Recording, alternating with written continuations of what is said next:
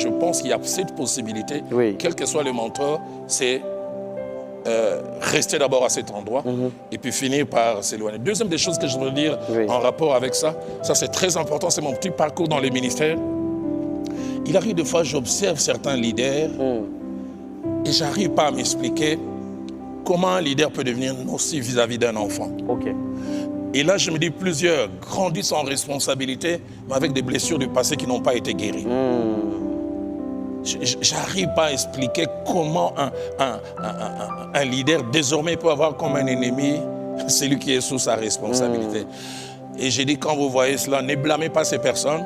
Ces personnes ont eu un parcours avec des choses qu'elles ont eu à vivre. Oui. Elles n'ont pas été guéries, elles ne sont pas conscientes. Et peut-être aussi les personnes qui sont dans leur proximité n'essayent pas de les aider. Et je reviens encore sur ce que j'ai dit. Ça nous donne aussi une leçon en disant, demain, je n'aimerais pas devenir un leader nocif. Si Dieu me donne la même position, je ne vais pas détruire les gens.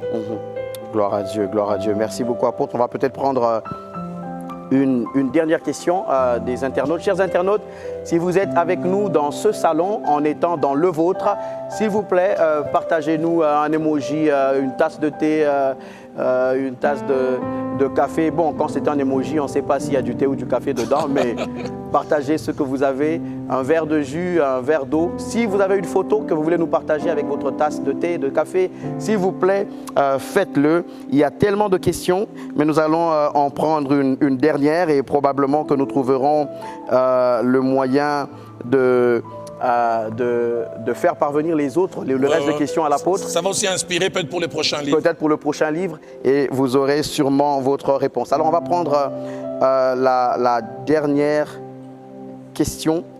Il s'agit de Ndonga Pelage. Ndonga Pelage dit étant avocat, j'ai été omis du tableau de l'ordre 2 mois après mon mariage.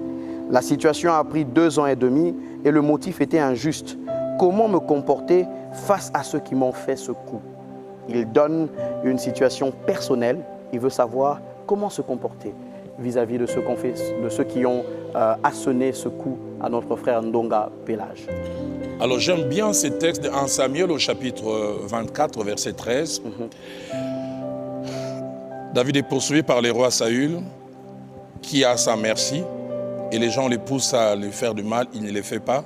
Il se retire et puis de loin, il appelle le roi Saül, et même quand il appelle, il fait, pour moi, 2 choses qui me montrent toute sa grandeur. La première, il appelle Saül mon Seigneur. Malgré que cette personne a de l'amertume, cette personne cherche à le détruire. Et la deuxième, quand il parle au roi Saül, il se prosterne. Signe de respect. Donc il continue à avoir une considération, un respect vis-à-vis de quelqu'un, entre guillemets, qui ne mérite plus. Mais c'est plutôt la phrase que David prononce qui, pour moi, est interpellatrice. David dit, de méchant vient la méchanceté. Il dit, on me pousse à te faire du mal, mais il dit, je ne peux le faire car des méchants vient la méchanceté. Pour dire, je ne suis pas méchant. Ce n'est pas en moi. C'est pas cette nature que j'ai. Alors, je voulais lire à Pelage, il y a des gens, leur nature, c'est la méchanceté. Faire du mal, c'est ça leur bonheur. Permettez-moi, pasteur Mehdi, de relater cette petite histoire. Je vous en prie. Ma mère me relate cette histoire. Elle dit, il y a un petit poisson qui est en train de voguer dans l'eau. Et puis il arrive quasiment au bord de l'eau. Et puis il voit un scorpion, un gros scorpion en train de pleurer. Il dit, qu'est-ce qu'il y a? Il dit, non, de ce côté, il n'y a plus la nourriture. Mais on dit, il y a la nourriture de l'autre côté. Mais je ne supplie les gens de me faire traverser de l'autre côté. Personne ne veut me faire traverser et personne ne croit en moi.